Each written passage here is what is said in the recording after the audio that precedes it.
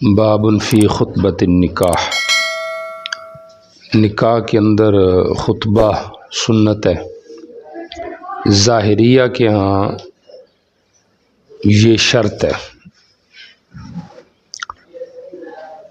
اور باقی یہ جو خطبہ ہے یہ نکاح ہی کا خطبہ ہے۔ جمہور بھی اسی کے قائل ہیں اور امام ابو داؤد بھی اسی کو ثابت کر رہے ہیں، اس لیے انہوں نے بھی فی خطبۃ النکاح وغیرہ نہیں کہا۔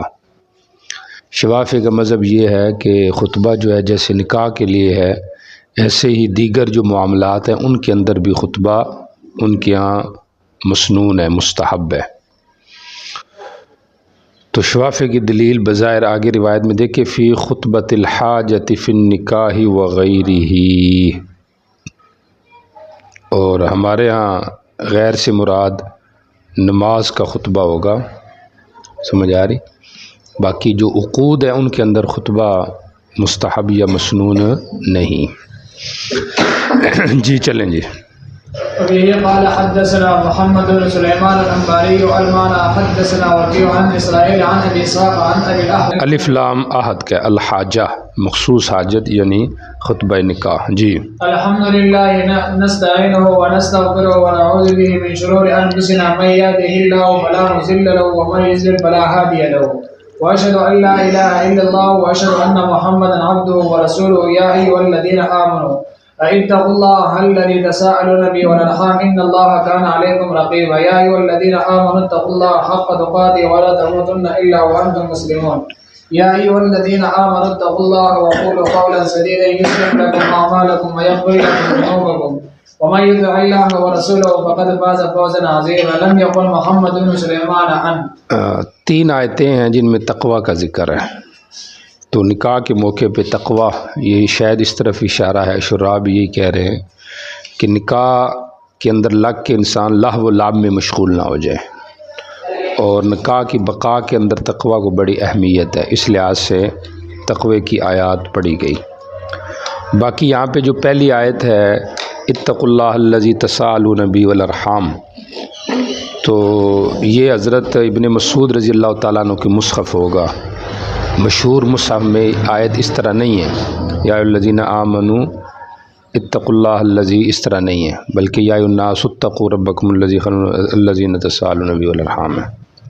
ٹھیک ہو گیا؟ تو یہ چیز ہوگی۔ اور ترمذی میں بھی یہ روایت ہے، اس کے اندر بھی عام جو وہاں پہ بھی صرف اتنا ہے اتقوا اللہ الذی تساءلون به والارحام، تو یا الذین آمنوا شروع میں نہیں ہے۔ تو یا تو یہ ہے کہ یہ آیت نہیں ہے بلکہ مفہوم آیت ہے، اشارہ آیت کی طرف ہے، سمجھ آ رہی؟ باقی یہ ہے کہ مستحب یہی ہے کہ آدمی جو آیت ہے یعنی سورت کی وہی پوری پڑھے، سمجھ آ رہی؟ یا الذین یا الناس اتقوا ربکم الذی خلقکم من نفس واحدۃ وخلق منها زوجها واتقوا اللہ الذی تساءلون به والارحام، سمجھ آ رہے؟ ان اللہ کان علیکم رقیبا۔ اور ایک اور اس کی توجیہ جو میرے ذہن میں وہ بھی ممکن ہے کہ چونکہ اس میں ہے نا اتقوا اللہ الذی تساءلون به والارحام، تو یہاں پہ بھی ایسے ہی ہے، یا الذین آمنوا یہ الگ ہے، اور اتقوا اللہ الذی یہ تو قرآن پاک کی آیت ہے نا، تو یا الذین آمنوا قرآن پاک کا حصہ نہیں ہے کہ اس کو شبہ کیا جائے کہ وہاں یا الناس ہے اور یہ یا الذین آمنوا، یہ خطاب ہے صرف لوگوں کو، یا الذین آمنوا۔ اب آگے آیت شروع ہے اتقوا اللہ، یا تو وہاں سے تلاوت کی گئی ہے یا پھر یہ ہے کہ اس آیت کا صرف حوالہ اینڈ سے دیا گیا ہے، لیکن اس کو پڑھا جائے تو ابتدا سے پڑھا جائے۔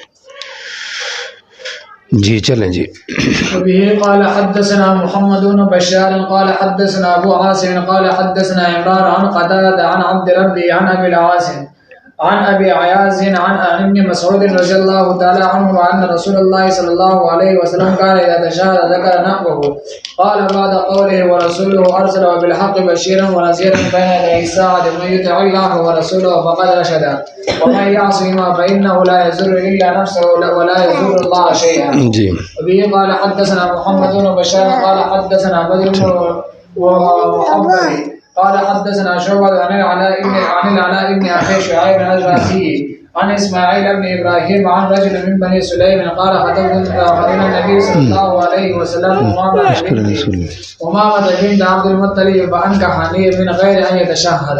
یہاں پہ دیکھیں یہ جو امامہ ہے یہ کون سی امامہ ہے؟ نبی علیہ السلام کی پھوپھی ہے جیسے نیچے لکھا ہوا ہے. صاحب اون المعبود نے بھی یہی معنی لیا ہے لیکن یہ ذرا دقیق ہے اور بعید ہے. سمجھ آ رہی؟ بعید اس لیے کہ آپ کی پھوپھی کا نکاح ہو رہا ہے. سمجھ آ رہی؟ ظاہری بات ہے یہ تو اس وقت کی بات ہو سکتی ہے متبادر جب آپ نبی بن چکے تھے تو پھوپھی بڑی ہوگی تو اس کا نکاح بھی پہلے ہوا ہوگا. ایک تو یہ عقلی سی بات ہے. اور دوسرا بعض روایات میں یہ تصریح بھی ہے نام کی کہ یہ امامہ بنت ربی ابن الحارث بن عبد المطلب ہے تو ڈائریکٹ اس کی نسبت کر دی گئی ہے مجازن عبد المطلب کی طرح، یعنی یہ آپ کی بھتیجی ہے. سمجھ آ رہی؟ ربی جو ہے یہ آپ کے چچا زاد بھائی ہے، یہ اس کی بیٹی ہے امامہ، تو یہ اس کے نکاح کی بات ہے. اور یہ جو آدمی ہے اس کا نام کیا ہے؟ عباد ابن شیبان. تو اس نکاح کا پیغام بھیجا تو آپ نے بغیر خطبے کے میرا نکاح پڑھا دیا. تو مطلب خطبہ واجب نہیں ہے. سمجھ آ رہی؟ باقی خطبہ پڑھنا کب چاہیے؟ نکاح سے پہلے یا بعد میں، دونوں طریقے رائج ہیں. آپ نے کہیں دیکھا ہو کچھ لوگ پہلے خطبہ پڑھتے ہیں اور ایجاب قبول بعد میں کرواتے ہیں اور کچھ ایجاب قبول پہلے کرواتے ہیں. سمجھ آ رہی؟ باقی زیادہ بہتر شاید یہ ہے کہ خطبہ بعد میں پڑھا جائے. ٹھیک ہو گیا؟ ایجاب قبول پہلے کروایا جائے. کچھ اس کا عکس بھی کرتے ہیں. جی چلیں جی. باب فی تزویج الصغار. چھوٹی بچی کا نکاح شریعت میں جائز ہے، کوئی منع نہیں ہے. سمجھ آ رہی؟ صغار سے مراد اگر تو صغیرہ ہے باکرہ پھر بھی جائز ہے. صغیرہ سیبہ اگر مراد لیا جائے تو امام شافعی رحمہ اللہ کے ہاں اس کا نکاح ہوتا ہی نہیں ہے. سمجھ آ رہی؟ کیونکہ صغیرہ کا اجازت معتبر نہیں اور سیبہ پہ اجبار نہیں، تو لہٰذا صغیرہ سیبہ جو ہے ان کے ہاں اس کا نکاح نہیں جب تک کہ وہ بالغ نہ ہو جائے. اور باقی اگر صغیرہ سیبہ ہے تو ہمارے ہاں تو صغر علت ہے، ہمارے ہاں تو اجبار ہو سکتا ہے. سمجھ آ رہی؟ تو اس لیے نکاح ہو جائے گا. جی چلے جی. باقی صغار کے نکاح میں کچھ لوگ تو اس کے قائل ہیں کہ مطلقاً بعض فقہا کہ مطلقاً اجبار عورت کے اوپر ہے، چاہے صغیرہ ہے، کبیرہ ہے، باکرہ ہے، سیب ہے، جو کچھ بھی ہے. اور کچھ کی اس کے قائل ہیں کہ مطلقاً اجبار ہے ہی نہیں. سمجھ آ رہی؟ بہرحال عام جو اجبار کے حوالے سے مسائل تھے فقہائے اربعہ کی آراء تھی وہ تو پیچھے گزر چکی ہیں. سمجھ آ رہی؟ کیا تھی؟ احناف کے ہاں بھی اجبار ہے، بلکہ سب کے ہاں اجبار ہے. سمجھ آ رہی؟ لیکن اس کی جو علت ہے اس میں اختلاف تھا. شوافی کے ہاں اور امام احمد کے ہاں اس کی علت صغر تھی، بکارت تھی. ٹھیک ہو گیا؟ اور امام احمد کی ایک روایت انفیہ کے ساتھ بھی ہے کچھ نہ کچھ جس سے صغر ہونا علت سمجھ میں آتا ہے. اور باقی انفیہ جو ہیں اور مالکیہ ان کی علت جو ہے وہ صغر ہے، بکر علت نہیں. جی چلیں جی. وبه قال حدثنا سليمان بن حرب وابو كامل قال حدثنا عماد بن زيد عن هشام بن عروة عن أبيه عن عائشة رضي الله تعالى عنها قالت تزوجني رسول الله صلى الله عليه وسلم وأنا بنت 7 قال سليمان أو 6 ودخل بي وأنا بنت 9. نبی علیہ السلام نے مجھ سے نکاح کیا، میں 7 سال کی تھی یا 6 سال کی، اور مجھ سے جب جماع کیا تو میں 9 سال کی تھی۔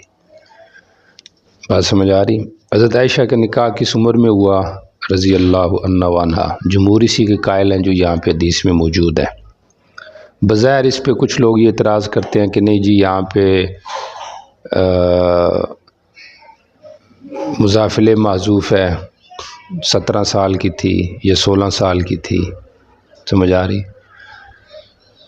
اور وہ یہ کہتے ہیں جس میں ہشام بن عروہ ہے، تو یہ ان کا خامخواہ وہم خیالی ہے ان کی، کیونکہ یہ روایت صرف ہشام بن عروہ کے واسطے سے نہیں ہے، ان کے علاوہ واسطے سے بھی یہ روایت موجود ہے جس میں کم عمری میں حضرت عائشہ کے نکاح موجود ہے۔ اور کب ہوا تھا نکاح؟ ہجرت سے، ہجرت والے سال ہوا ہے، باقی رخصتی ہجرت کے فوراً بعد ہوئی ہے یا ہجرت کے دوسرے سال ہوئی ہے، تو اس طریقے سے ہوا۔ باقی تحقیق میں اگر جائیں تو ممکن ہے کچھ نہ کچھ نقص اس روایت پہ مل جائے، سمجھ آ رہی؟ لیکن اس میں اشکال کی کوئی وجہ نہیں سمجھ آتی کہ اس حدیث پہ کیوں حضرت عائشہ کی عمر پہ اعتراض کیا جاتا ہے، اس کی کوئی وجہ نہیں سمجھ آتی۔ یا تو اس کا انکار کیا جائے کہ صغیرہ کا نکاح نہیں ہوتا، سمجھ آ رہی؟ تو جب اس پہ بھی اتفاق ہے کہ صغیرہ کا نکاح جائز ہے، اور یہ بھی ہے کہ نبی علیہ السلام کا نکاح حضرت عائشہ سے من جانب اللہ ہے، اور یہ بھی ہے کہ نبی علیہ السلام نعوذ باللہ عیاش پرست نہیں تھے، نعوذ باللہ، کہ یہ شبہ کیا جائے کہ آپ نے اتنی کم سن لڑکی سے کیوں نکاح کیا ہے۔ تو جب یہ ساری چیزیں، اور پھر یہ سندن بھی اور طریقوں سے مروی بھی ہے، جمہور کی بھی رائے ہے، تو پھر خواہ مخواہ اس طرف جانا کہ لو جی یہ روایت ٹھیک نہیں ہے اور اس کے اوپر زور دینا، تو شاید اس میں شبہ انکار حدیث ہے۔ بات سمجھ آ رہی؟ شبہ انکار حدیث اس لیے کہا جاتا ہے کہ منکرین حدیث اس قسم کی روایات کو ہی اچھالتے ہیں، تو جب ہم یہ قول کریں گے تو یہ ان کی تقویت ہو جائے گی، تو اس لیے ایسے قول سے بچنا چاہیے جس سے انکار حدیث کا شبہ ہو۔ جی چلیں۔ باب بالمقام عند الذكر. وبه قال حدثنا زهير بن حرب قال حدثنا يحيى عن سفيان قال حدثني محمد بن ابي بكر عن عبد الملك بن ابي بكر عن ابيه عن ام سلمة رضي الله تعالى عنها ان رسول الله صلى الله عليه وسلم لما تزوج ام سلمة اقام عندها ثلاثا ثم قال ليس بك على اهلك هوان ان شئت سبات لك وان سبات لك سبات للنساء. مقام عند البکر، باکرہ کے پاس رات گزارنا، یہاں پہ آگے عند البکر ابھی صحیح بھی ہے، لیکن سرابیل تقیق ملحرہ کے قبیل سے یہاں پہ ایک کا ذکر ہے اور دوسرے کو کیا کیا گیا ہے؟ حذف کیا گیا۔ حق زفاف للمزفوفہ جو ہے، سمجھ آ رہی، دلہن کے لیے جو رات گزارنے کا حق ہے، تو احناف کی رائے تو آسان ہے کہ اس میں کسی کو ترجیح نہیں ہے، سمجھ آ رہی، صرف ترجیح باعتبار، یعنی تخصیص نہیں ہے، صرف ترجیح ہے باعتبار ابتدائے بیتوتت کے، سمجھ آ رہی، کہ باکرہ سے نکاح کیا تو اس سے اب باری اس سے شروع کر لی جائے، سمجھ، صحیبہ سے کیا تو اس سے شروع کر لی جائے، باقی سب برابری ہے، چونکہ قرآن پاک میں ہے وَإِنْ خِفْتُمْ أَلَّا تَعْدِلُوا فَوَاحِدَةً أَوْ مَا مَلَكَتْ، عدل ضروری ہے، اور کہیں احادیث سے بھی پیچھے بلکہ ادھر آگے آ رہا ہے کہ اس کی ایک طرف مائل ہوگی، سمجھ آ رہی، تو عدل لازمی ہے۔ تو یہ چیز کہ ہم تخصیص کر دیں باقرہ یا صحیبہ کی 3 یا 7 راتوں کے اعتبار سے، تو یہ عدل کے منافی ہے، احناف یہ کہتے ہیں، اور جمہور جو ہے وہ تخصیص کے قائل ہیں۔ امام شافعی اور امام احمد تو باقرہ کے لیے 7 دن اور صحیبہ کے لیے 3 دن کے قائل ہیں، لیکن صحیبہ کے لیے بالتخییر قائل ہیں۔ بالتخییر کا مطلب یہ ہے کہ اگر صحیبہ یہ کہتی ہے کہ 3 کی بجائے 7 دن کرو، تو اب وہ 7 دن تو اس کے لیے ہو جائیں گے مثلاً، لیکن وہ 3 دن کی تخصیص باطل ہو گئی ہے۔ اب آئندہ جب کسی کے پاس رات گزارے گا تو پھر اس کے پاس بھی 7 گزارے گا، وہ جو 3 اس کے لیے مختص سی وہ ختم ہو گئی ہیں، یعنی یہ بالتخیر کا مطلب یہ ہے، اور مالکیہ کہتے ہیں کہ بلا تخیر ہے. سمجھ آ رہی؟ بلا تخیر کا مطلب یہ ہے کہ یہ جو بات ہے نا کہ بھئی 3 راتیں اس کا حق باطل ہو جائے گا، تو یہ باطل نہیں ہوگا. باقر صحیبہ کے پاس اگر وہ 7 راتیں بھی گزارے تو 3 اس کا اپنا حق ہو گیا، اور باقی کیا ہے 4 راتیں زائد ہو گئی ہیں. اب یہ 4 راتیں دوسری کے پاس زیادہ گزارے گا. سمجھ آ رہی؟ تو امام مالک اور امام شافعی یہ بالتخیر قائل ہیں، یعنی لیکن وہ بالتخیر کا مطلب یہ ہے کہ اس کا اپنا حصہ ساقط ہو جائے گا. اب کچھ حدیثیں ایسی ہیں جس سے یہ سمجھ میں آتا ہے کہ وہ باطل ہو جائے گا، وہ 3 راتیں اس کی جو تخصیص تھی، اور کچھ سے یہ مفہوم ہوتا ہے کہ وہ 3 راتیں جو ہیں اس کا حق ختم نہیں ہوتا. تو جمہور روایات کی طرف چلے گئے. کسی کو بلاؤ یہ لے جائے. جمہور کس کی طرف چلے گئے؟ روایات کی طرف. اور احناف کس کی طرف چلے گئے؟ قرآن کی طرف. اب آپ کی مرضی، آپ قرآن لیتے ہو یا روایات لیتے ہو. آ رہی کہ نہیں سمجھ آ رہی؟ تو اسی سے آپ اگر سمجھے تو آپ سمجھ سکتے ہیں کہ جمہور کی اور منشا ہے. سمجھ آ رہی؟ اور احناف کے اور قواعد ہیں. اس کو باہر سے چیز دلا دو. چیز دلائے گا. چیز دلانی ہے اس کو. اچھا اس کے پاس چابی ہے، دیکھ کے.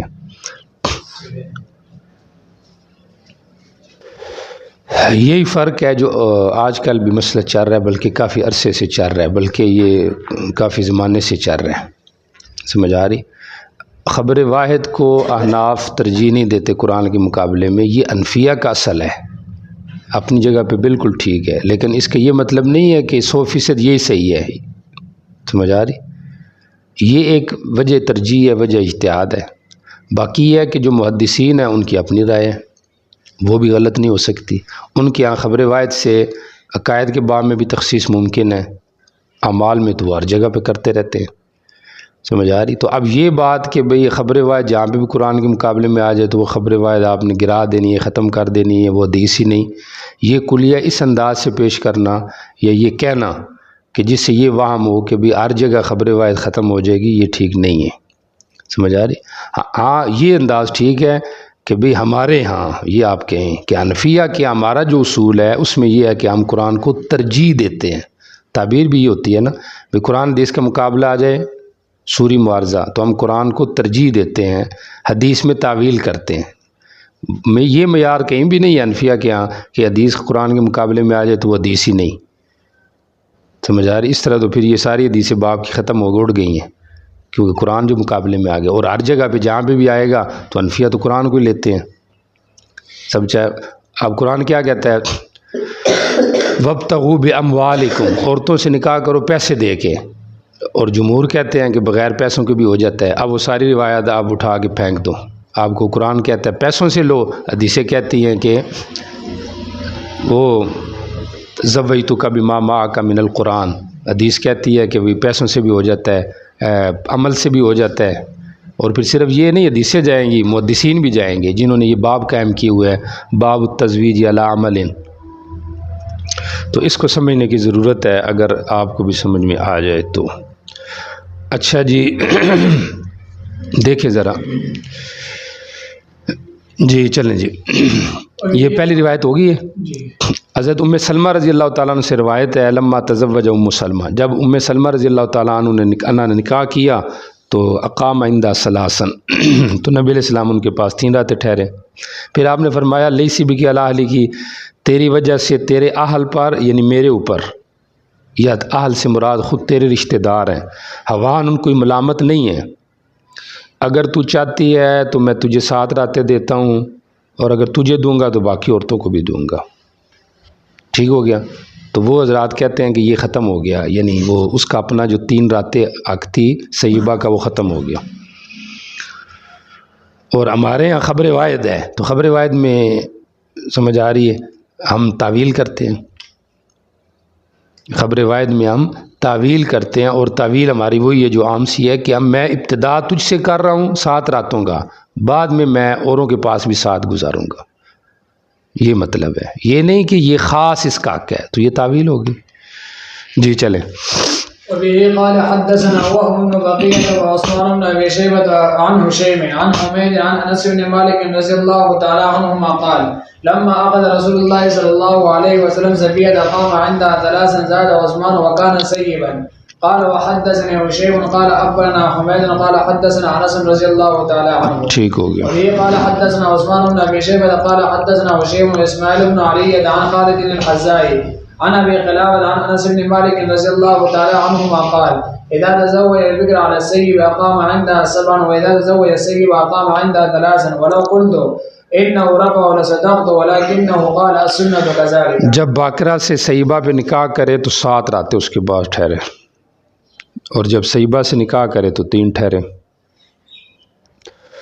ولو قلت انہ رفع، اگر میں یہ کہوں کہ انہوں نے مرفوع نقل کیا تو میں کہہ سکتا ہوں، لیکن قال ابو قلابہ کہتے ہیں لیکن میرے استاذ نے کیا کہا، السنۃ کذالک، یعنی جس طرح انہوں نے نقل کی ہے استاد سے سنا تو احتیاطاً اس طرح الفاظ انہوں نے کیا کر دیے، ذکر کر دیے۔ امام طاوی رحمہ اللہ نے وجہ ترجیح حناف کے مذہب میں یہ بھی ذکر کی ہے کہ یہ جو کہا جاتا ہے کہ بھئی 3 کا ختم ہو جائے گا، سمجھ آ رہی، جس طرح امام احمد اور امام شافعی کہتے ہیں، تو وہ کہاں سے نکالا ہے، سمجھ آ رہی؟ تو مطلب یہ ہوا کہ جمہور خود آپس میں مختلف رائے ہو گئے ہیں، ایک بات پہ ان کا قرار نہیں ہے، سمجھ آ رہی؟ تو جب ایسی روایات جو باہم متعارض ہوں یا ان میں اختلاف ہو جائے تو پھر جو اصل ہے رجوع الی الاصل وہ ہوتا ہے، اور اصل یہی ہے کہ ان میں کیا کیا جائے، عدل کیا جائے۔ جی چلیں۔ باب الرجل يدخل بامرأته قبل ان ينقضها، پیسے ابھی نہیں دیے پہلے دخول کرے اپنی بیوی سے، تو یہ اجماعی مسئلہ ہے کہ دخول کر سکتا ہے، لیکن عورت کا حق ہے کہ اگر اس کو منع کرے تو منع کر سکتی ہے کہ بھی پہلے مہر دو پھر میرے قریب آنا، وجوباً بھی منع کر سکتی ہے، سمجھا؟ اور عورت کے مرد کے لیے مستحب یہ ہے کہ وہ مہر کے علاوہ بھی جب شادی کے اندر بیوی کے پاس جائے شب زفاف تو اس کو کوئی نہ کوئی ہدیہ دے، جیسے یہاں پہ پہلی روایت کے اندر آ رہا ہے ذکر۔ جی چلیں۔ وبه قال حدثنا اسحاق بن اسماعيل الطلقاني قال حدثنا عبد قال حدثنا سعيد عن ايوب عن عكرمة عن ابن عباس رضي الله تعالى عنهما قال لما تزوج علي فاطمة قال له رسول الله صلى الله عليه وسلم اعطيها شيئا قال ما عندي شيء قال اين درعك قال حتمية۔ حضرت علی رضی اللہ تعالیٰ نے فاطمہ سے نکاح کیا تو آپ نے ان کو فرمایا کچھ دو ان کو، تو انہوں نے کہا میرے پاس تو کچھ نہیں، کہا وہ تیری حتمی درع جو بدر میں شاید ان کو ملی تھی مضبوط تھی تو وہ کدھر گئی ہے؟ تو حتمی کیوں بنایا گیا کہ بندے کا نام تھا جس کی طرح یہ منسوب ہے یا علاقے کا نام ہے، سمجھ آ رہی، یا یہ تلوار جب اس پہ ٹکراتی تھی تو وہ ٹوٹ جاتی تھی تو اس لحاظ سے حتمی ہے۔ بہرحال تو کہتے ہیں اس کی قیمت جو تھی وہ 480 درہم تھی، تو اگر 480 درہم تھی تو پھر تو یہ تو مہر کی قیمت کے برابر پہنچ گیا، تو پھر شاید یہی مہر تھا کہ آپ نے کہا پہلے مہر دو، اور اگر یہ اتنی درہم کو نہیں پہنچ رہی تھی تو پھر کچھ کہتے ہیں کہ یہ مہر معجل تھا، یعنی مطلب ابتدائی جو عدیہ ہوتا ہے یہ اس قبیلے سے ہے، اصل مہر بعد میں دینا تھا۔ جی چلیں۔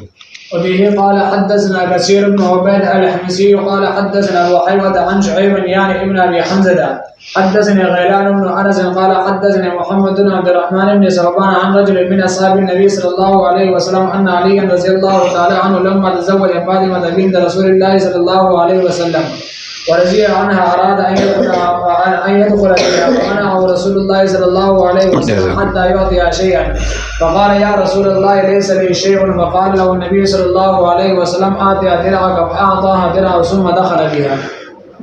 پیچھے والی روایت باقی سے یہ سمجھ میں آ رہی بات کہ ترجیح ہمیشہ علم، نسب، حسب، جمال اس کو دینی چاہیے، مال کو نہیں دینی چاہیے۔ آج کل معاشرے میں الٹ معاملہ ہے، لوگ مال کو ترجیح دیتے ہیں، سمجھ آ رہی، مالدار ہو تو جتنے رشتے کرے جیسے رشتے کرے تو وہ ٹھیک ہے، سمجھ آ رہی، اور جو ہم جیسے غریب ہو تو اس کے لیے پھر شرطیں رکھنی پڑتی ہیں، سمجھ آ رہی؟ تو ایسے نہیں ہے، دیکھیں حضرت علی کے پاس ہے ہی کچھ نہیں، سمجھ آ رہی، لیکن پھر بھی آپ نے اپنی بیٹی جو سیدۃ النساء ہے اس کا رشتہ دے دیا ہے، تو یہ بہت بڑی بات ہے۔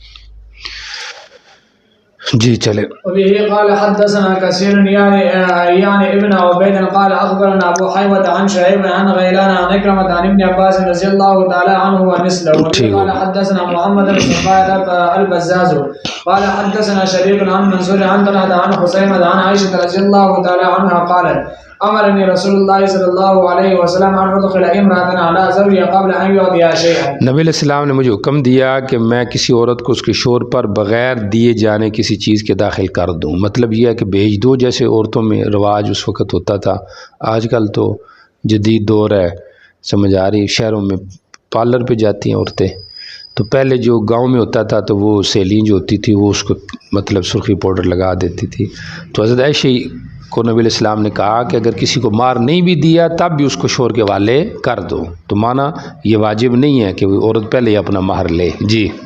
وبه قال حدثنا محمد بن معمر قال حدثنا محمد بن بكر البرساني قال اخبرنا ابن جريج عن عمرو بن شعيب عن ابيه عن جده رضي الله تعالى عنه قال قال رسول الله صلى الله عليه وسلم ايما امرأة نكحت على صداق خفاء وعدة قبل عصمة النكاح فهو لها وما كان بعد عصمة النكاح فهو لمن أعطيه وحق ما أكرم عليه الرجل ابنته أو أخته۔ کوئی بھی عورت جو کسی مہر پہ او حبان یا ہدیے پہ یا کسی وعدے پہ نکاح کرتی ہے نکاح کے عقد سے پہلے تو وہ اس کے لیے ہوگا، اور جو نکاح کے عقد کے بعد ہوگا تو جس کو دیا جائے گا اس کو ملے گا، سمجھ آ رہی؟ توجہ کریں، نکاح سے پہلے جو کچھ بھی ملے گا دیا کچھ بھی تو وہ عورت کا ہے، نکاح کے بعد جس چیز کو ملے گا، مثلا یہ شرط لگائے گی بھی نکاح کے بعد آپ نے اس کے بھائی کو یہ دینا ہے یہ کرنا ہے تو وہ اس کا ہوگا، اب یہ عورت کا نہیں ہے۔ آ رہی کہ نہیں سمجھ آ رہی؟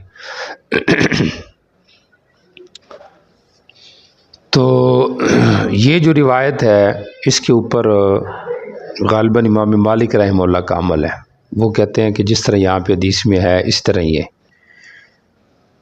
سمجھ آ رہی، کہ جو نکاح سے پہلے ہے وہ سارا عورت کا ہے، اور جو نکاح کے بعد جس کو ملنا ہے، سمجھ آ رہی، تو وہ کیا ہوگا، اس کا ہوگا، فَهُوَ لِمَنْ أُعْطِيَهُ،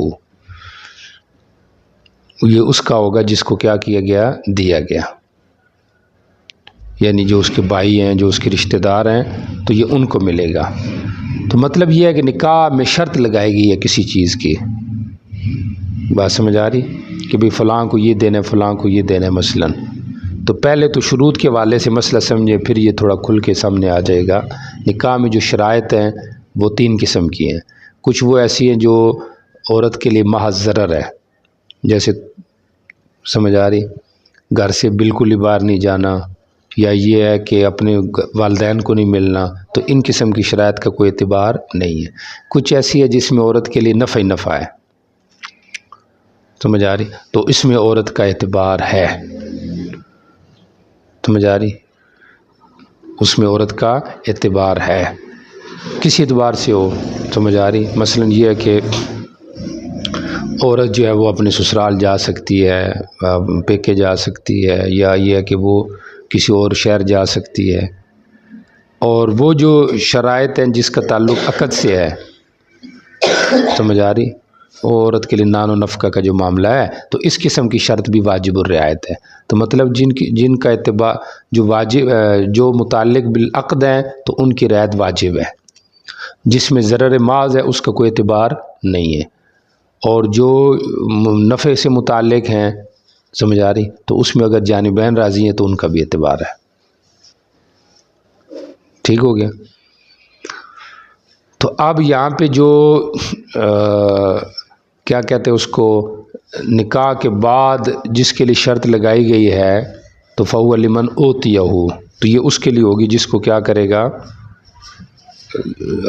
جس کو دیا جائے گا۔ تو یہاں پہ امام شافعی رحمہ اللہ غالباً اس سے استثناء کرتے ہیں والد کا، کہ والد کے لیے اگر شرط لگائی گئی ہے پھر تو صحیح ہے، باقی کسی کے لیے یہ شرط صحیح نہیں ہے. سمجھ آ رہی کہ والد کو یہ چیز دینی ہے اس کو تو ملے گی، باقی اس کے علاوہ کسی اور کو نہیں ملے گی.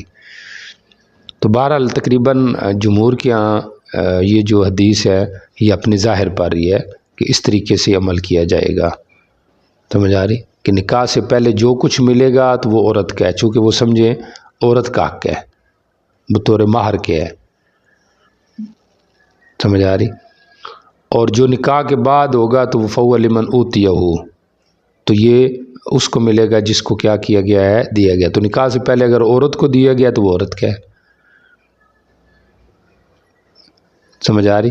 اور اگر کسی اور کے لیے شرط کے طور پہ رکھا گیا ہے تو یہ بھی شرط عورت کے حق میں نفع مند ہے اور وہ خود سمجھ رہی ہے کہ اس کو ملے، تو لہٰذا پھر یہ اس کو ملے گا، لیکن عورت کے واسطے سے ملے گا. جی آگے دیکھیں، وَحَقُّ مَا أُكْرِمَ عَلَيْهِ الرَّجُلُ ابْنَتُهُ وَأُخْتُهُ، سب سے زیادہ وہ حقدار، سب سے زیادہ حقدار اس چیز کا جس پہ آدمی کی عزت کرنی چاہیے. سمجھ آ رہی. وہ کیا ہے، اس کی بیٹی ہے یا اس کی بہن ہے. وَحَقُّ مَا أُكْرِمَ عَلَيْهِ الرَّجُلُ ابْنَتُهُ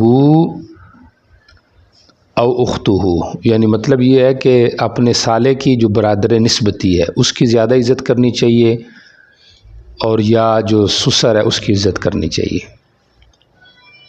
سمجھ آ رہی. سب سے زیادہ اکرام کے لائق جس چیز پر بندے کا اکرام ہونا چاہیے وہ یہ چیز ہے کہ یہ جو ہے نا اس کی بیٹی ہے، یعنی یہ جو ہے عورت ہے یہ اس کی بیٹی ہے یا اس کی بہن ہے، تو اس پر بندے کا اکرام زیادہ کرنا چاہیے. یعنی اس نسبت سے، یعنی سسرالی نسبت سے یا سالے کی نسبت سے زیادہ اکرام کرنا چاہیے. تو مطلب اپنے سسر یا سالے کا عزت اور اکرام کرنی چاہیے. جی چلیں. باب فيما يقال للمتزوج. وبه قال حدثنا قتيبة بن سعيد قال حدثنا عبد العزيز يعني ابن محمد عن سهيل عن أبيه عن أبي هريرة رضي الله تعالى عنه أن النبي صلى الله عليه وسلم كان إذا رفع الإنسان إذا تزوج قال بارک اللہ لک و بارک علیک و جمع بینکما فی خیر. جی نکاح کرنے والے کو کیا دعا دینی چاہیے؟ عرب میں پہلے یہ دستور تھا، وہ دیتے تھے بالرفع والبنین، محبت کی دعا دیتے تھے اور ساتھ اولاد کی. سمجھ آ رہی ہے. تو نبی علیہ السلام نے پھر اس کی جگہ پہ یہ دعا سکھلائی، بارک اللہ لک و بارک علیک و جمع بینکما بخیر. تو نبی علیہ السلام یہاں پہ آ رہا ہے، نبی علیہ السلام جب کسی انسان کو رفع دعا دیتے، مبارک دیتے، رفع جب کہ اس کا نکاح ہو رہا ہوتا تو آپ یہ دعا کرتے، تو برکت کی دعا سب سے زیادہ بہتر ہے. جی چلیں. باب فی الرجل یتزوج المرأة فیجدها حبلا. جی آدمی نکاح کرے عورت سے اور اس کو حاملہ پائے. تو نکاح تو سمجھ آ رہی، حاملہ سے ہو سکتا ہے کہ نہیں ہو سکتا، سمجھ آ رہی. تو پھر وہ عورت جو ہے وہ آزاد ہے یا باندھی ہے، تو ٹوٹل جو ہے نا وہ کیا کہتے ہیں اس کو، دو صورتیں بن گئی کہ عورت باندھی ہے اور حاملہ ہے، یا عورت آزاد ہے اور پھر کیا ہے، حاملہ ہے. تو آزاد عورت اگر حاملہ ہے تو پھر تو اس سے نکاح نہیں ہو سکتا، کیونکہ ابھی تو وہ مطلب کسی کے حق کے ساتھ متعلق ہے. اور دوسرا قول یہ ہے کہ نکاح ہو جائے گا لیکن اس کے قریب نہیں جائے گا، لیکن راجح یہی ہے کہ نکاح ہی نہیں ہوگا. ٹھیک ہو گیا. اگر باندھی ہے اس سے نکاح کرتا ہے، اب اگر اس کو حاملہ پاتا ہے تو اس کا کیا حکم ہے، سمجھ آ رہی. جی تو یہاں پہ یہ آ رہا ہے کہ حاملہ عورت سے جو ہے نا وہ بہتر ہے کہ اگر باندھی ہے، سمجھ آ رہی، تو اس سے نکاح نہ کرے. جی دیکھیں ذرا ترجمہ پھر حدیث کرتے ہیں. جی وبه قال حدثنا مخلد وخالد والحسن بن علي ومحمد بن ابي سري عن مانا قالوا اخبرنا عبد الرزاق قال اخبرنا ابن جريج عن صفوان بن سليم عن سعيد بن المسيب عن رجل من الانصار قال ابن ابي السري من اصحاب النبي صلى الله عليه وسلم ولم يقل من الانصار ثم اتفقوا يقال له بزرد قال تزوجت امرأة بكرا بسترها فدخلت عليها فإذا هي حبلى فقال النبي صلى الله عليه وسلم لها صداقه لما استأذنت من فرجها والولد عبد لك فإذا ولدته قال الحسن فاجلدها وقال ابن أبي سري فاجلدوها أو قال فخذوها. قال أبو داود روى هذا الحديث قتادة عن سعيد بن يزيد عن ابن المسيب ورواه يحيى بن أبي كثير عن يزيد بن أبي نعيم عن سعيد بن المسيب وعطاء الخراساني عن سعيد بن المسيب أرسلوه. وفي حديث يحيى بن أبي كثير أن بصرة بن أقسم نكح امرأة وكلهم قال في حديثه جعل الولد عبدا له. جی میں نے ایک عورت باقرہ سے فی سترہا یعنی پردہ نشین باقرہ عورت سے نکاح کیا، میں اس پہ داخل ہوا تو وہ حاملہ تھی۔ نبی علیہ السلام نے فرمایا اس کے لیے مہر ہوگا بوجہ اس کے کہ جو تو نے اس کی فرج کو حلال کر لیا ہے، ٹھیک ہو گیا، تو مہر تو دینا پڑے گا، جمع ہو گیا، اور بچہ جو ہے وہ تیرا غلام ہوگا۔ جب وہ بچہ جنے تو حسن کے یہ الفاظ ہیں کہ تو اس کو کوڑے لگا، باقیوں کی یہ ہے کہ اس کو کوڑے لگاؤ یا آپ نے کہا اس کو حد لگاؤ، ٹھیک ہو گیا، آپ نے غلام کو اس کا خادم بنا دیا۔ تو دیکھیے حاملہ جب عورت ہے تو اب اس کا جو نکاح کا مسئلہ ہے میں نے تو وہ بتایا جو ہدایہ میں ہے، سمجھ آ رہی؟ باقی یہاں پہ جب وہ حاملہ ہے اس سے نکاح ہی نہیں ہوا مثلا، تو پھر مہر کس چیز کا؟ تو یہ عقر ہوگا جو اس کو دیا جائے گا، کیونکہ الوطن لا یخلو عن حد زاجر او مہر جابر، تو مہر دینا پڑے گا، تو لہٰذا یہ اس قبیلے سے ہوگا، سمجھ آ رہی؟ باقی یہ جو بچہ ہے یہ عبد اللہ کا، تو غلام تو اس کا نہیں ہوگا، سمجھ آ رہی؟ غلام تو تب ہوتا ہے جب عورت ہوتی باندھی، سمجھ آ رہی؟ تو ولد عبد اللہ کا یعنی خادم ہو جائے گا تیرے لیے، چونکہ پیدا تیری اس پہ ہوا ہوگا فراش پہ، تو اس لحاظ سے وہ تیری خدمت کرے گا، تو اس لحاظ سے آپ نے اس کو عبد ان کا ساتھ تعبیر کیا ہے۔ جی چلیں۔ وبه قال حدثنا محمد بن المثنى قال حدثنا عثمان بن عمر قال حدثنا علي يعني ابن المبارك عن يحيى عن يزيد بن نعيم عن سعيد بن المسيب أن رجلا يقال له بصرة بن أقسم نكح امرأة وذكر معناه زاد وفرق بينهما وحديث ابن جريج أتم۔ اور حد کا جو معاملہ ہے تو حد جمہور کے مذہب میں تب بھی قائم ہوگی جب بینہ ہوگی، اقرار ہو، جیسے ہدایہ میں گزرا ہے کہ حد جو ہے اس کا اثبات بینہ سے، اقرار سے، حمل سے نہیں ہے۔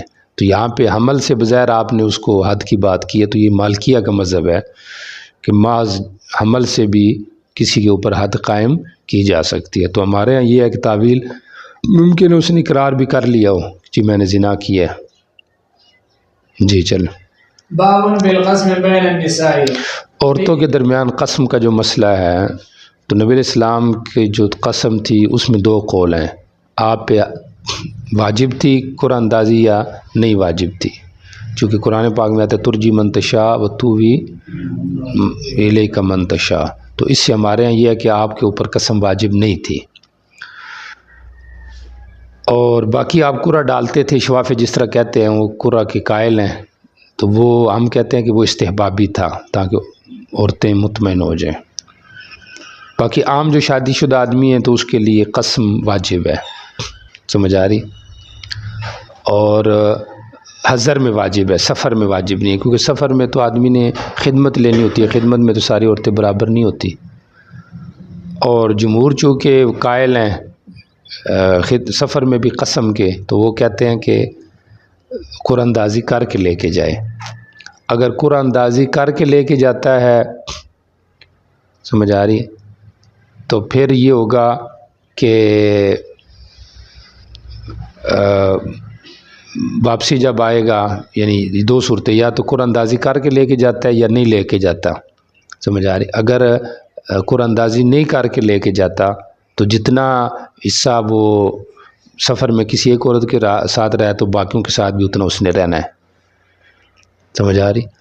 اور اگر قرآن اندازی کر کے لے کے جاتا ہے تو پھر اس صورت میں پھر باقیوں میں برابری واجب نہیں ہے، اب گویا کہ وہ قسم ساقط ہو گئی ہے۔ قرآن اندازی کر کے کسی کو لے کے جاتا ہے تو وہ گویا کہ عورت باری سے نکل گئی ہے، معنی یہ کہ اس کی خصوصیت ہوگی ہے، اور اگر نہیں لے کے جاتا تو پھر باقیوں کے درمیان بھی اس نے عدل کرنا ہے۔ جی چلیں.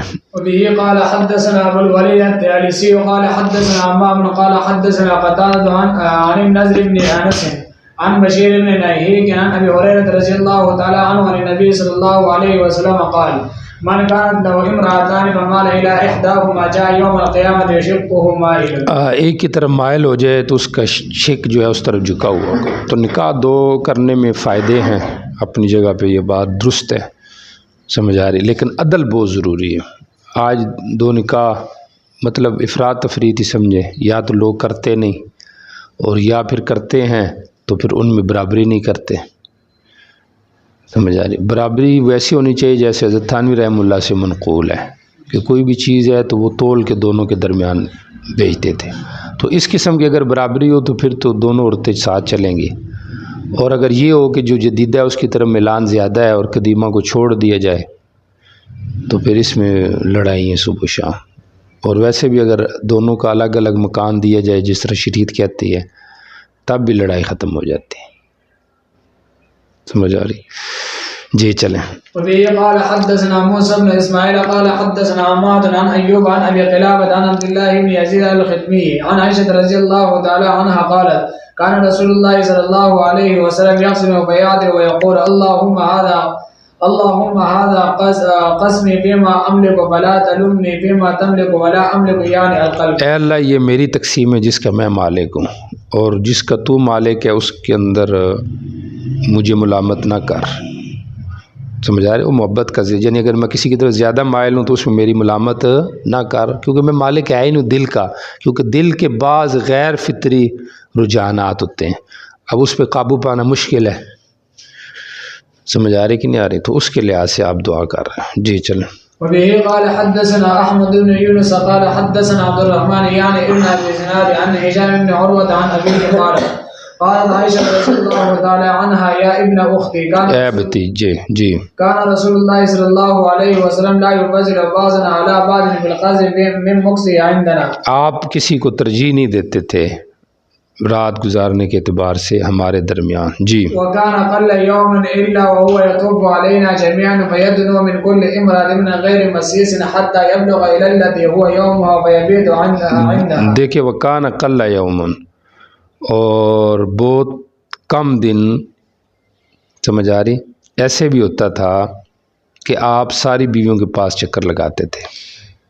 سمجھ آ رہی؟ اللہ زائدہ ہے، آپ ہر بیوی کے قریب آتے بغیر جمع کے، یہاں تک کہ آپ اپنی اسی بیوی کے پاس پہنچ جاتے جس کی باری کا دن تھا. تو یہ اجازت کے ساتھ ہے، بیتوتت لازم ہے، جمع لازم نہیں، آپ نے پڑھ لیتا ہے وغیرہ میں. اور اگر پھر ایک رات میں سب کے پاس جاتا ہے تو جس کی باری ہے اسے اجازت لے کر جائے. ٹھیک ہو گیا؟ جی چلیں. وَلَقَدْ قَالَ سَوْدَةُ بِنْتُ زَمْعَةَ حِينَ أَسَنَّتْ بوڑھی ہو گئی وَفَرِقَ رَسُولُ اللَّهِ صلی اللہ علیہ وسلم، اور ان کو ڈر ہو گیا کہ نبی علیہ السلام ان کو جدا کر دیں گے. جی. یا رسول اللہ یوم لعائشة رضی اللہ تعالی عنہ فقبل ذلك رسول اللہ صلی اللہ علیہ وسلم منها قال نقول بذلك انزل الله عز وجل وفي اشباهه ابوراه قال وان امرأة خافت من مالها نشوزا. ہم کہتے تھے کہ اسی کے بارے میں آیت اتری ہے کہ اگر کوئی عورت ڈلے نافرمانی سے تو آگے جو آیت ہے حضرت سودا کے بارے میں. جی چلیں.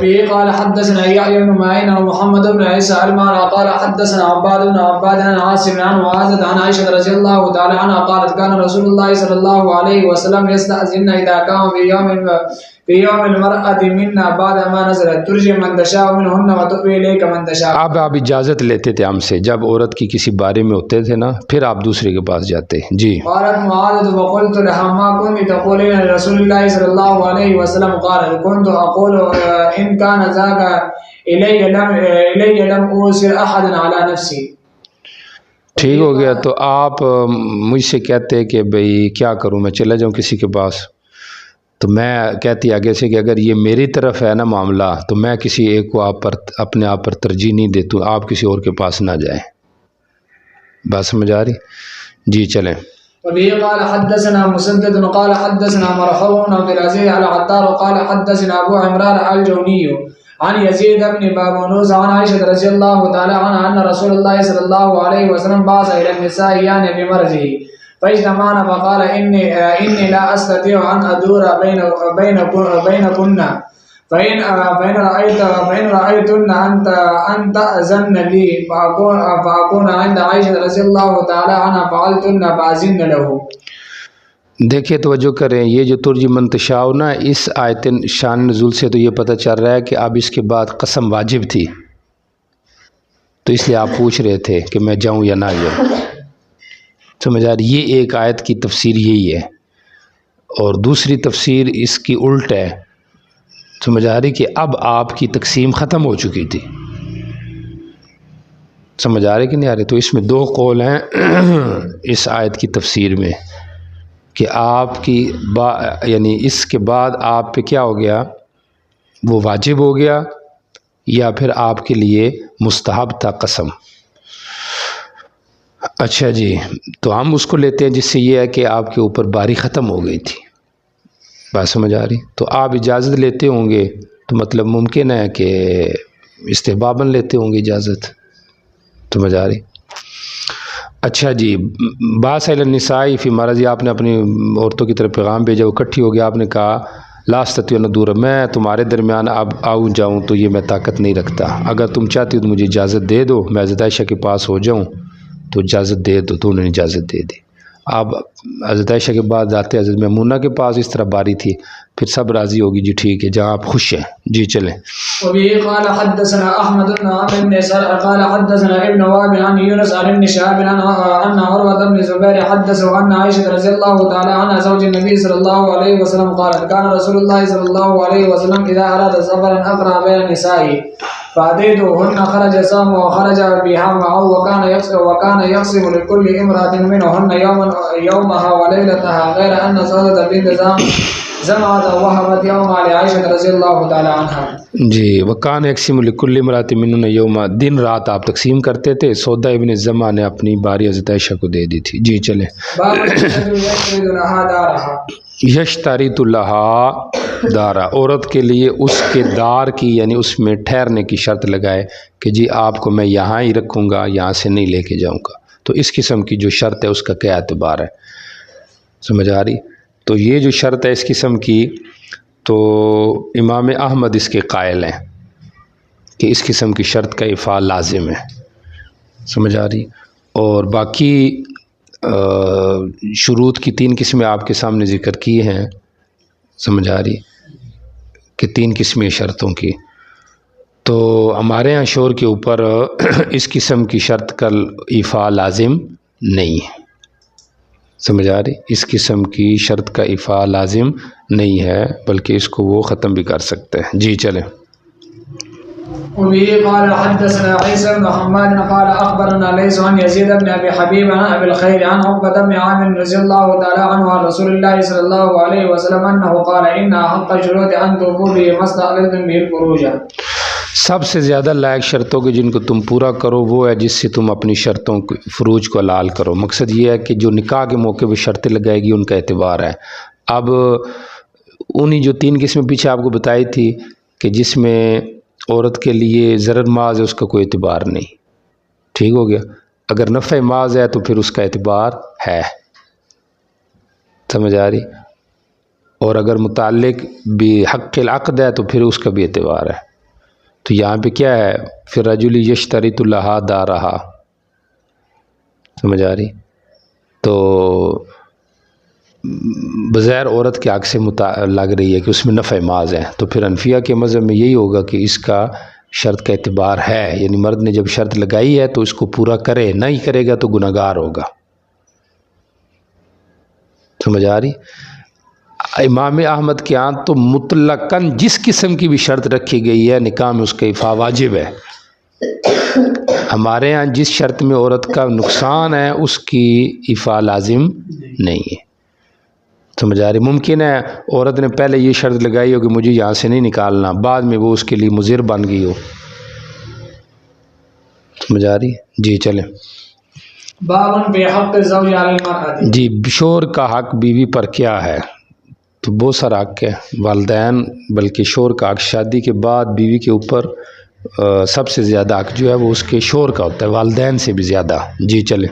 وبه قال حدثنا عمرو بن عون قال اخبرنا اسحاق بن يوسف عن شريك عن حسين عن الشعبي عن قيس بن سعد رضي الله تعالى عنهما قال اتيت الحيرة فرأيتهم يسجدون لمرزبان. ان کا جو بڑا تھا مرزبان، ان کے لیے وہ سجدہ کرتے تھے. جی. فقلت رسول الله صلى الله عليه وسلم حق ان يسجد له قال فاتيت النبي صلى الله عليه وسلم فقلت اني اتيت الحيرة فرأيتهم يسجدون لمرزبان. ہیرا میں گیا ہوں، وہاں لوگ سجدہ کر رہے تھے، مرزبان جو ان کا سردار تھا، بڑا تھا. جی. فانت يا رسول الله حق ان نسجد لك قال ارايت لو مررت بقبر اكنت تسجد. میری قبر کے پاس سے گزرے تو سجدہ کرے گا. جی. قال قلت لا قال فلا تفعلوا لو كنت امر احدا الا ان يسجد لاحد لامرت النساء ان يسجدن لازواجهن لما جعل الله لهم عليهن من الحق. اللہ نے ان کو حق دیے تم پر. جی. وبه قال حدثنا محمد بن عمرو الرازي قال حدثنا جرير عن الاعمش عن ابي حازم عن ابي هريره رضي الله تعالى عنه عن النبي صلى الله عليه وسلم قال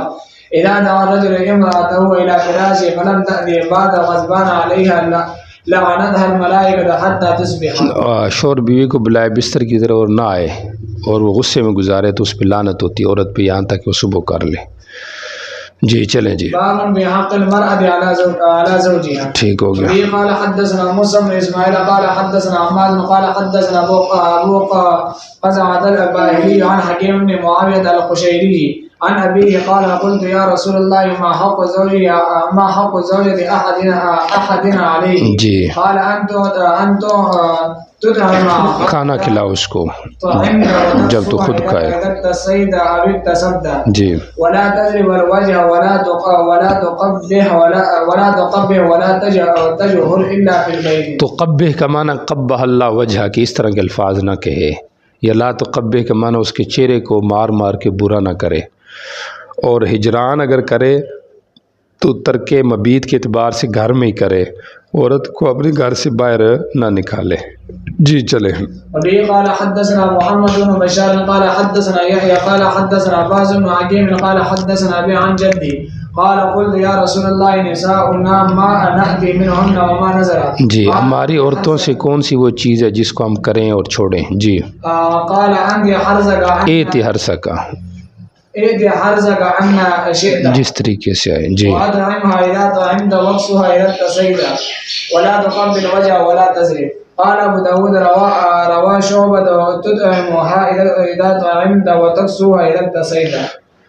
ٹھیک ہو گیا. وبه قال حدثنا احمد بن يونس المحلبي والنسابوري قال حدثنا عمرو بن عبد الله بن رزين قال حدثنا سفيان عن حسين عن داود الوراقي عن سعيد بن حكيم عن أبيه عن جده معاوية القشيري رضي الله تعالى عنه قال أتيت رسول الله صلى الله عليه وسلم قال فقلت ما تقول في نسائنا قال أطعموهن مما تأكلون واكسوهن مما تكتسون ولا تضربوهن ولا تقبحوهن. جی ٹھیک ہے. باب فی ضرب النساء. عورتوں کو مارنا، علماء نے لکھا ہے کہ 4 موقع پہ عورتوں کو مارا جا سکتا ہے. سمجھ آ رہی؟ ایک یہ ہے کہ وہ بلا اجازت گھر سے نکلیں، اور دوسرے نمبر پہ یہ ہے کہ وہ نماز نہ پڑھیں. تیسرے نمبر پر یہ ہے کہ وہ قریب نہ آنے دیں، اور چوتھے نمبر پر یہ ہے کہ وہ ترک زینت کرے شور کے لیے. سمجھ آ رہی؟ تو یہ جو 4 چیزیں ہیں ان وجہ سے شور اپنی بیوی کو مار سکتا ہے. جی. وبه قال حدثنا موسى بن اسماعيل قال حدثنا عماد عن علي بن زيد عن ابي حرة الرقاشي عن عمه ان النبي صلى الله عليه وسلم قال فإن خفتم نشوزهن فاجروهن في المزاج. قال حماد يعني النكاح، یعنی تم ڈرو ان کی نافرمانی سے، مراد جماع سے، کہ تمہیں جماع نہ کرنے دیں. جی. وبه قال حدثنا ابن ابي خالد واحمد بن عمرو السرعي قال حدثنا سفيان بلکہ نکاح مزاجے سے لگا دو، نکاح کو مزاجے سے، کہ تم ان کو چھوڑ دو بستروں میں، یعنی جماع کے اعتبار سے چھوڑ دو، یعنی ان کے قریب نہ جاؤ. جی چلیں. عن عبد الله بن عبد الله قال ابن السنة عن عبيد الله بن عبد الله عن اياس بن عبد الله بن ابي زباب قال قال رسول الله صلى الله عليه وسلم لا تضربوا إماء الله فجاء عمر الى رسول الله صلى الله عليه وسلم فقال زرنا النساء وعلى ازواجهن. عورتیں تو شور و جری ہو گئی ہیں جی. فاتى بآل رسول الله صلى الله عليه وسلم نساء كثير يشكون ازواجهن فقال النبي صلى الله عليه وسلم لقد طاع بآل محمد نساء كثير يشكون ازواجهن ليس اولئك بخياركم. آل محمد کے پاس بہت ساری عورتیں آ رہی ہیں، وہ شکایت کر رہی ہیں کہ شوہر ان کو مارتے ہیں. آپ نے کہا یہ مارنے والے لوگ بہتر نہیں ہیں. تو مطلب یہ ہے کہ ضرورت کے موقع پہ بقدر ضرورت کام لینا چاہیے، زیادہ عورتوں کو مارنا نہیں چاہیے. جی چلیں. وبه قال حدثنا زهير بن حرب قال حدثنا عبد الرحمن بن مهدي قال حدثنا ابو عوانة عن داود بن عبيد الله الأودي عن عبد الرحمن المسلي عن الأشعث بن قيس عن عمر بن الخطاب رضي الله تعالى عنه عن النبي صلى الله عليه وسلم قال لا يسأل الرجل فيما ضرب امرأته. بندے سے نہیں پوچھا جائے گا دنیا میں، کسی کو حق نہیں کہ پوچھے شوہر سے کہ تو نے اپنی بیوی کو کیوں مارا ہے. یا آخرت میں بھی اس کا ہو سکتا ہے، چونکہ وہ اس کو اللہ نے حق دیا ہے، تو اب اگر وہ مارتا ہے تو قیامت کے دن اس سے پوچھا نہیں جائے گا. جی. باب ما يؤمر به من غض البصر. وبه قال حدثنا محمد بن كثير قال اخبرنا سفيان قال حدثنا يونس بن عبيد عن عمرو بن سعيد عن ابي زرعة عن جرير رضي الله تعالى عنه قال سألت رسول الله صلى الله عليه وسلم عن نظر الفجاء فقال أسرف بصرك. فج آتی بھی ہے اور فجا آتی بھی ہے، اچانک دیکھنے سے. تو آپ نے کہا اپنی آنکھ کو پھیر لے. سمجھ آ رہی ہے؟ جی چلیں. وبه قال حدثنا اسماعيل بن موسى الفزاري قال اخبرنا شريك عن ابي ربيعة الإيادي عن ابي بريدة عن ابيه قال قال رسول الله صلى الله عليه وسلم لعلي يا علي لا تتبع النظرة فإن لك الأولى وليست لك الآخرة. نظر کے پیچھے نظر نہ دورا، یعنی گھور نہ، مطالعہ نہ کر، بار بار نہ دیکھ، کیونکہ تیرے لیے پہلی جائز ہے، باقی جائز نہیں. اور لیست لکل اولا سے بعض لوگوں نے یہ بھی کہا ہے کہ لام فائدے کے لیے، یعنی تیرے فائدے کے لیے یہی ہے کہ تو پہلی دفعہ دیکھ، دوبارہ دیکھے گا تو اس میں تیرے لیے نقصان ہے. جی ٹھیک ہو گیا. تو غیر محرم عورتوں کو دیکھنا ظاہری بات ہے، شرعی نقصانات کے علاوہ طبی نقصانات بھی ہیں، عرفی نقصانات بھی ہیں. بات سمجھ آ رہی؟ ایک چیز جب بندے نے کھانی نہ ہو یا کھا نہ سکتا ہو تو خام خواہ اس کو دیکھے گا تو پانی آئے گا منہ میں، تو منہ میں پانی آئے گا تو پھر وہ کیا ہوگا؟ نقصان ہی ہوگا نا. سمجھ آ رہی؟ جی چلیں. وبه قال حدثنا مسدد وقال حدثنا ابو عوانة عن الأعمش عن ابي وائل عن ابن مسعود رضي الله تعالى عنه قال قال رسول الله صلى الله عليه وسلم لا تباشر المرأة لتنعتها لزوجها كأنما ينظر إليه. عورت سے نہ ملے کہ اس کے سامنے اپنے شوہر کی اوصاف بیان کرے. کانما اپنے شوہر کے لیے اس عورت کے اوصاف بیان کرے، گویا کہ وہ شوہر اس کو دیکھ رہا ہے، یعنی اس طریقے سے اپنی سہیلی کی خوبیاں اپنی شوہر کے سامنے نہ رکھے، کیونکہ ممکن ہے وہ اس کی طرف مائل ہو جائے تو پھر اس کو نقصان پہنچے گا. سمجھ آ رہی؟ تو تباشر کا لفظ اصل تو تباشر مس البشرۃ بالبشرہ کو کہتے ہیں، لیکن یہاں مراد قرب ہے کہ اتنا قریب ہو جائے کسی کے کہ اس کو سارے معاملات بتائے کہ میری سہیلی اس طرح اس طرح اس طرح، تو اس طرح نہ کرے. جی چلیں. قال حدثنا مسلم بن ابراهيم قال حدثنا هشام عن ابي الزبير عن جابر رضي الله تعالى عنه ان النبي صلى الله عليه وسلم راى امراه فدخل على زينب بنت جحش فقضى حاجته. آپ نے اپنی حاجت ان سے پوری کی. ثم خرج الى اصحابه وقال لهم ان المراه تقبل في صوره شيطان من ولد من ذلك فلياتي اهله فانه يزن ما في نفسه. آپ نے صحابہ سے کہا عورت شیطان کی صورت میں آتی ہے، جو پائے اس سے کوئی چیز تو اپنے اہل کو آئے، کیونکہ یہ کمزور کر دے گی اس چیز کو جو اس کے دل میں خواہش آئی ہے نا، تو بیوی سے جماع کرنے سے وہ خواہش کمزور ہو جائے گی. اب یہاں پہ تو اتنا ہی ہے، دوسری جگہ میں آتا ہے کہ آجبت حسنہا، نبی علیہ السلام کو اس عورت کا حسن اچھا لگا، تو اس پہ یہ اشکال کہ بھی آپ کے دل میں کسی کی خوبصورتی آ گئی، تو اس کا جواب یہ ہے کہ خوبصورتی آنا کسی کا ذہن میں یہ تو گناہ نہیں ہے. انسان کوئی چیز دیکھتا ہے تو ذہن میں اچانک آ جاتا ہے کہ یہ چیز اچھی ہے. گناہ تو ہے اس کی طرف میلان کرنا، اور یا یہ راوی کا ایک اپنا تفسیر ہے کہ آپ چونکہ اپنی بیوی کے پاس چلے گئے تھے بعد میں، تو راوی نے یہ سمجھا کہ شاید آپ کو وہ اچھی لگی ہے. سمجھ آ رہی؟ تو بہرحال یہ ہے کہ آپ نے لوگوں کی اصلاح کے لیے یہ فیل کیا ہے. جی. تو اگر آپ کا موڈ ہو تو آپ اس حدیث کا بھی انکار کر سکتے ہیں. سمجھ آ رہی کہ نہیں؟ نبی گناہوں سے معصوم ہے کہ نہیں ہے نا معصوم؟ تو یہاں پہ تو آ رہا ہے کہ آپ نے عورت کو دیکھا اور دوسری روایت میں عورت اچھی لگ گئی، تو اچھی لگی تو مطلب یہ ہے کہ آپ نے اس کی طرف دیکھا ہے تو یہ گناہ ہے نا، کہ آپ کو عورت کی طرف میلان ہو گیا، غیر محرم کی طرف میلان، یہ تو گناہ ہے۔ نبی تو گناہ سے، اور حدیث کہتی ہے کہ کیا کہتا ہے، نبی نے گناہ کا میلان کیا ہے تو انکار کر دیں۔ سمجھ آ رہی؟ خود ہی بنائے تعارض بنائیں اور خود ہی انکار کر دیں۔ جی چلیں، حدیث کو سمجھنا پیچھے بھی میں نے آپ کو بتایا تھا، اصول حدیث کے مطابق، اور اصول میں بھی جمہور جو محدثین ہیں ان کی رائے کے مطابق سمجھنا ہے۔ سمجھ آ رہا ہے؟ عقلیات کی طرف جائیں گے تو پھر تو آپ ایستا ایستا نعوذ باللہ قرآن کا بھی انکار کر دیں گے۔ سمجھ آ رہی؟ کوئی آدمی ہم سے پوچھے بھی قرآن اللہ کی کتاب ہے، ہم کیا دلیل دے سکتے ہیں؟ بھی ہم سے کوئی بندہ پوچھے بھی قرآن میں یہ ایک حکم ہے، یہ چیز ہے، تو یہ اللہ کی کتاب، اس کے اوپر دلیل پیش کرے، ہمارے پاس کیا دلیل ہے؟ سمجھ آ رہی؟ سوائے اس کے نہیں ہم یہ کہیں گے جی آج تک لوگ مانتے آ رہے ہیں، یا یہ ہے کہ حدیث میں نبی علیہ السلام نے کہا یہ اللہ کی کتاب ہے، اس کے علاوہ ہمارے پاس کوئی دلیل نہیں ہے۔ تو جب ہم حدیث کو ہی ختم کر دیں گے تو پھر تو قرآن خود مشکوک ہو جائے گا۔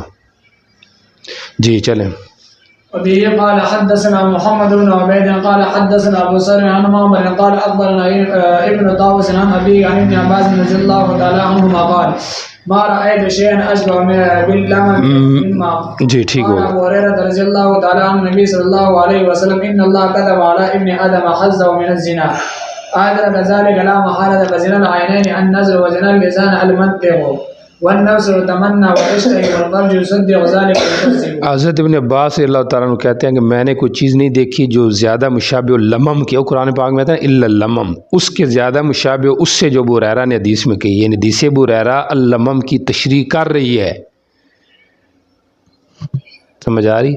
لمم سے مراد صغائر گناہ ہیں، تو حضرت ابو ہریرہ نے یہ کہا کہ اللہ تعالیٰ نے ابن آدم پہ لکھا اس کا حصہ زنا سے، جس کو وہ لازمی پائے گا، ادرک ذالک، آنکھوں کا زنا نظر ہے، آنکھ زبان کا زنا بولنا ہے، نفس چاہے اس کی خواہش کرتا ہے اور فرج یا تصدیق کرے یا تکذیب کرے، تو مطلب یہ چیزیں صغائر میں ہیں، جب تک گناہ نہ کر لے تو یہ صغائر ہیں، تو یہ ہر آدمی کے اندر ہوتی ہیں جو اس کی طرف لکھا گیا ہے، تو یہی مطلب ہے کہ لمم کا کہ الا اللمم۔